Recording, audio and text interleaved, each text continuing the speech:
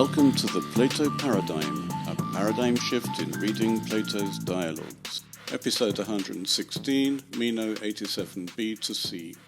Meno had tried to avoid answering the question yet again, what is virtue, by returning to his original question, which was asking Socrates which option he preferred concerning the sort of thing virtue is.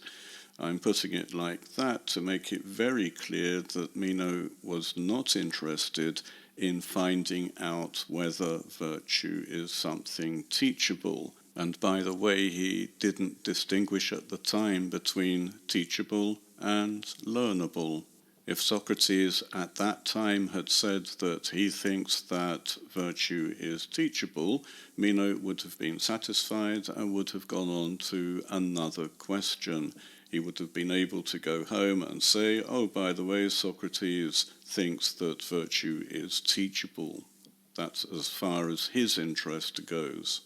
We may appreciate Plato's Socrates' ability to keep Meno thinking about one subject for how long this dialogue has been going on for. But he's managed by not giving an answer to this question, and this is what he's doing yet again. He's not answering the way that Meno would like. Instead, he has shown Meno what a hypothesis is. In fact, he hasn't. That was a complete mess. And now he's going to apply the hypothetical method to virtue. Anything to keep Meno's mind concentrated on virtue. Huto de kai peri aretes he mes epideucis men uthotiestin uthopoionti hupothemenoi autoskopomen et didacton et u didacton estin ho delegontes. So too concerning virtue, we, since we know neither what it is nor what sort of thing it is, let us hypothesize and examine it whether it is something teachable or something not teachable, saying thus. And Socrates will now go on with a hypothesis. Before we go on, there are a few points to make. Socrates claims that they don't know what it is or what sort of thing it is, yet they have been discussing it as a characteristic of good people, whether it's the role that people have in life or a characteristic that anybody has, no matter what they're actually doing. They've already shown that virtue is the characteristic of someone good. In other dialogues, it's also the characteristic of something good. For example, a knife, it has the virtue of cutting. That is its role. But it doesn't hurt to start all over again and hypothesize about virtue. What I translated as let us hypothesize and examine it is literally, having hypothesized, let us examine it. But that is the way in Greek to express let us hypothesize and examine it. Finally, we should note that Socrates is confining the discussion to one of the options, whether virtue is teachable. Even if it is found to be teachable, does this rule out the possibility that it is also exercisable or comes to people naturally? Well, we've seen that Meno treats the options as exclusive. Something teachable can't also be something exercisable or something which comes to people naturally. Therefore, for him, if virtue is found to be teachable, the other options would be impossible. This isn't to say that Meno has a preferred option. He's simply collecting the options of other people so that he can regurgitate them whenever he wishes to appear to know what virtue is. He can simply say, Socrates thinks this, Gorgias thinks that. The hard part in this discussion for Socrates is to get Meno to adopt any particular position. By giving a hypothesis and then asking Meno what he thinks about it, Socrates is attempting to get Meno to commit to a position. E poi onti estinton peritem psychenonton arete, didactonan e u didacton. If arete is some sort of thing of the things which are concerning the soul, would it be something teachable or something not teachable? Things which are concerning the soul, the psyche, is quite a vague term. The psyche is the life force of the body, and things pertaining to the life force of the body may be internal, such as thinking, or external expressions of this life force, as in talking, reading, writing. So the question is arete, virtue, a sort of thing which is pertaining to the psyche? That it is a thing which isn't really called into question. The question is whether it pertains to the psyche. It would be tempting to translate the sort of thing which is as a characteristic, but a characteristic is too abstract for Meno, and Socrates is talking to Meno, who thinks concretely. This is something, a singular body rather than a characteristic. Socrates carries on.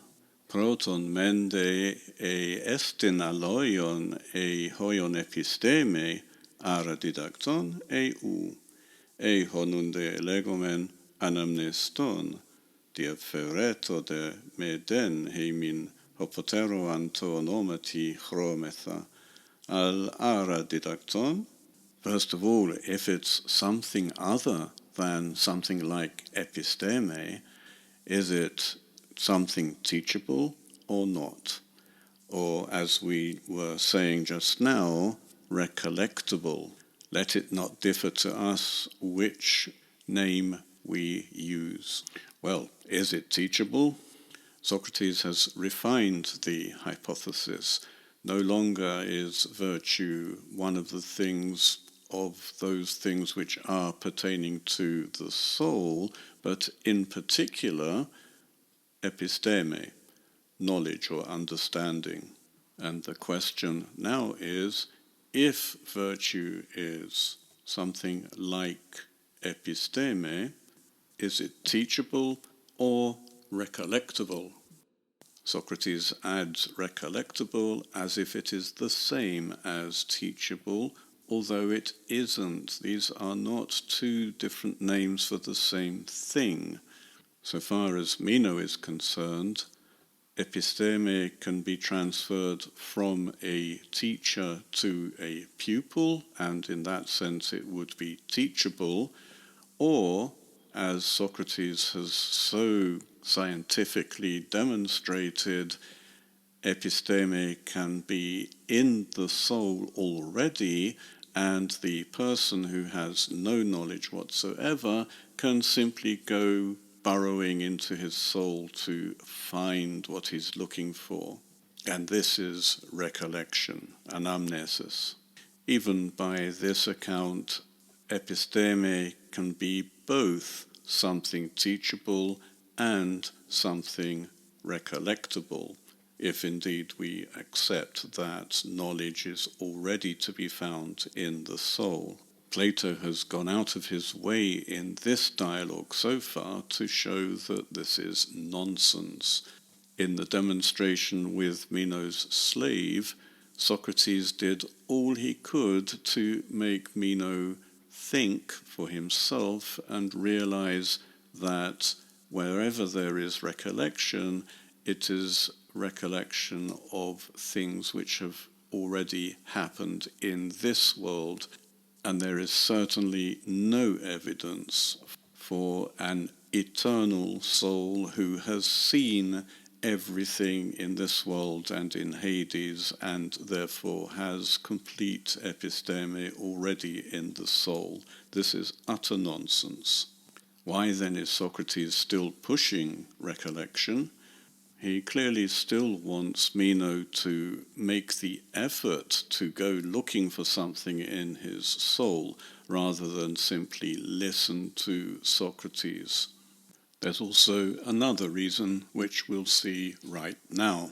E tu togepan ti delon, hot iuden allo didasketa anthropos e epistemen, emoigedoke. Isn't this clear to everyone, that a man is taught nothing other than episteme?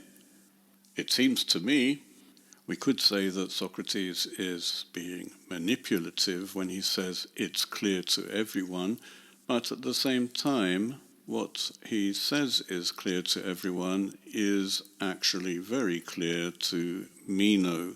Meno assumes that whatever the sophists tell him, particularly Gorgias, is epistemate, is knowledge or understanding.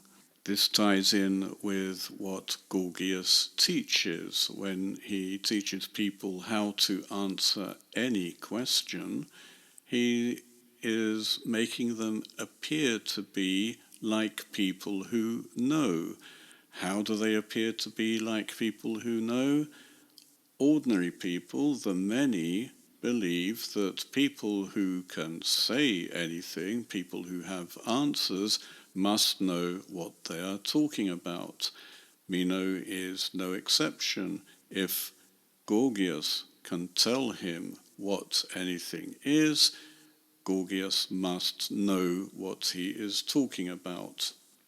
This idea that what is taught must be episteme, knowledge or understanding, has been implicit throughout the dialogue, and now Socrates is making it explicit. And this is usually done when an assumption is about to be examined. So we can expect this notion to be examined. We should be aware that the Socratic method of examining things is to look for analogies, look for other examples, come to some sort of conclusion, then compare that conclusion with their premise and find inconsistencies, and that is followed by a refutation.